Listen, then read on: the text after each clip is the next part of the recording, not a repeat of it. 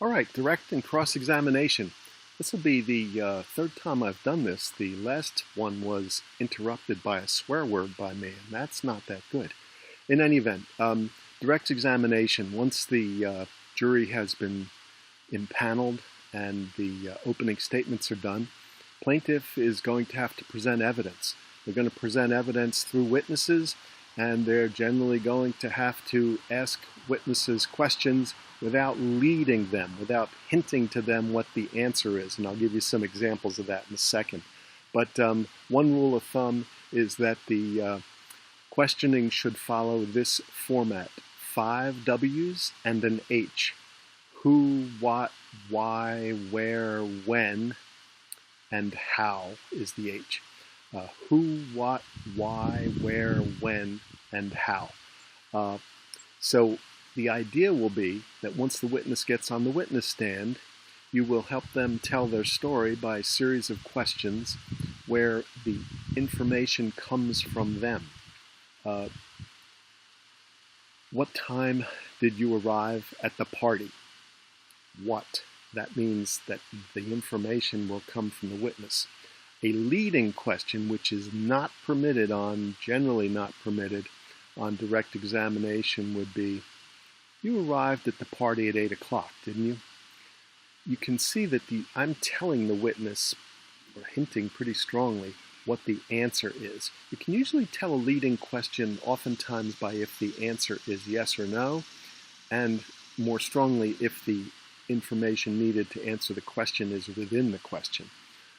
There'll be objections to that oftentimes by your adversary, and sometimes they'll say, if counsel wants to testify, they should take the oath and sit in the witness stand. Sort of a smarmy, snarky way to say it, but that's commonly done. For certain matters that are not contested, sometimes the courts will permit you some little latitude just to speed things up. But who, what, why, where, when, and how are the ways that many people try and keep out of trouble by getting the witness to tell the story themselves. With respect to cross-examination, leading questions are permitted. The purpose of direct examination is to get your story out.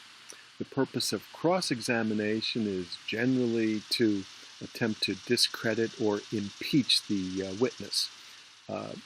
Isn't it a fact? That's oftentimes the beginning of a question on cross-examination. Isn't it a fact that you have no idea what time anybody arrived? Isn't it a fact that you were intoxicated at the time? Isn't it a fact that you're getting paid for this testimony? There's a million ways to impeach someone. Very classic example of the couple types of impeachment would be two different approaches. One is destructive cross-examination. Famous case in Philadelphia where a woman describes hearing a gunshot at 4 in the morning, bolts out of bed, runs to the window, looks out the window, and contends that she sees this man running from a person who's lying on the ground bleeding with a gunshot wound, and says this person is running away with a gun in their hand. Destructive cross-examination was, what time was it? 4 in the morning. Were you sleeping until you heard the gunshot? Yes, I was. Do you wear glasses? Yes, I do. When you jumped up and ran to that window, were you wearing those glasses? No, I wasn't. And what is your eyesight? And they'll say, it was terrible. And that's a pretty good example of destructive cross-examination. Constructive cross-examination is a little bit more subtle, but equally powerful.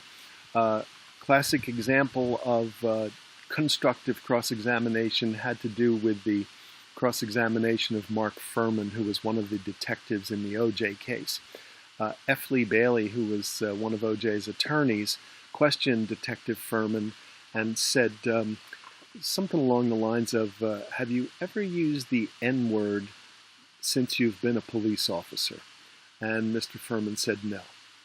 And he said, how long have you been a police officer? And he said, 16 years. So in that entire time, you've never used the N-word? And he said, no. How about before you were a police officer? Did you ever use it then? Nope, never did. Never used the N-word ever, ever, ever, ever, ever. And basically, F. Lee Bailey, after asking questions about other things, leaves that alone, and that's the end of his cross-examination of that witness. Now, it's called constructive cross-examination because you're not destroying the witness that you're questioning. You're setting them up for the next witness. And in the O.J. case, the next witness was an author who had interviewed Mark Fuhrman for many hours. I think could be as many as 8 hours. Forgive me, but it was a lot of hours. It wasn't a 5-minute interview. It was hours and hours of interviews. And had recorded it and played those recordings back for the jury. And when I tell you, he used the N-word a billion times. But a classic example of constructive cross-examination. He did not attempt to attack Fuhrman in his cross-examination of Fuhrman, but crushed his testimony using the second witness. So that's an example of destructive and constructive